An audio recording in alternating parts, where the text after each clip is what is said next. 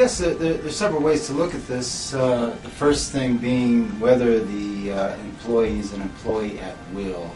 If he's an employee at will, then the employer has the right to terminate him without any reason. However, if he is subject to a contract or other legal document that guarantees his employment, then if he is terminated, then there would be a violation of the contract. The first thing I'd be interested in looking at is whether he's a member of the union.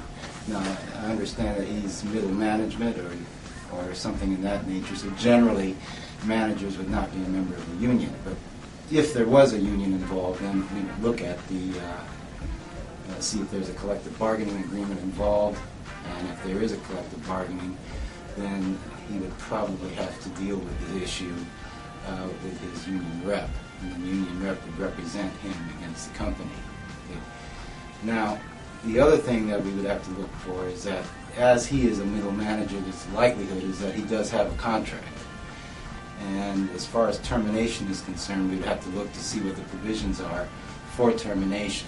And if there are no provisions governing termination, then there would be there should be a document or an employment manual that the company has that governs or covers termination proceedings.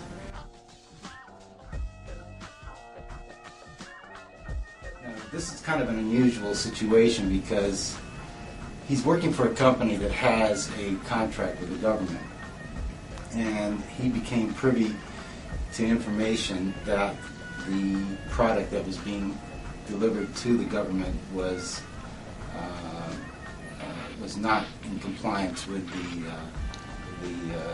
description, or at least the quality that was supposed to be delivered.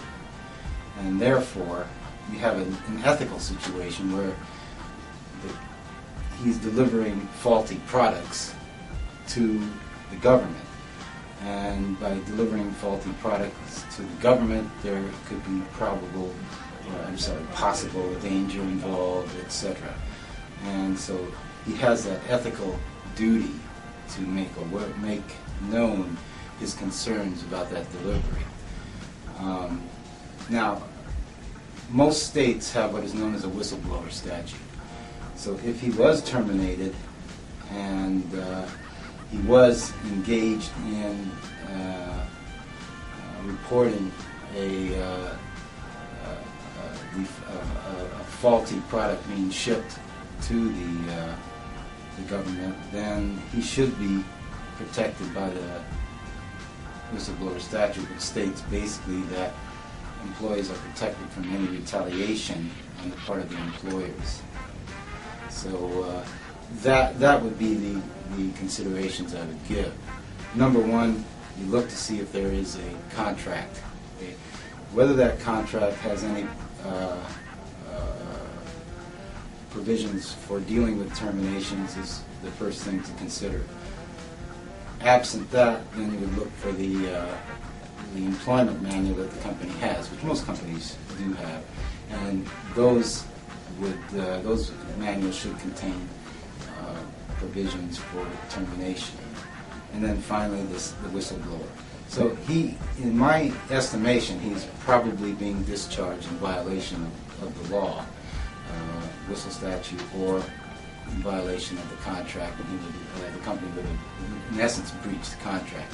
So he would have a good case to bring against the employer on these bases, and of course he would have to take his case to the Equal Employment Opportunity Commission, and they would look at the case and either give him a right to sue letter, or they could take the case and represent him against his employer.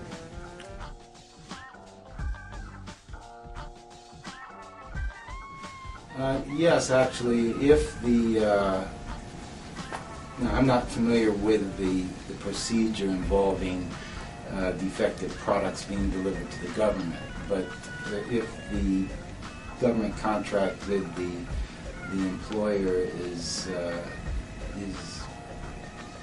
such that that the delivery of the product has to meet certain standards, and if it violates or doesn't meet those standards, then there would be a breach of contract, so the government could take action against the employer.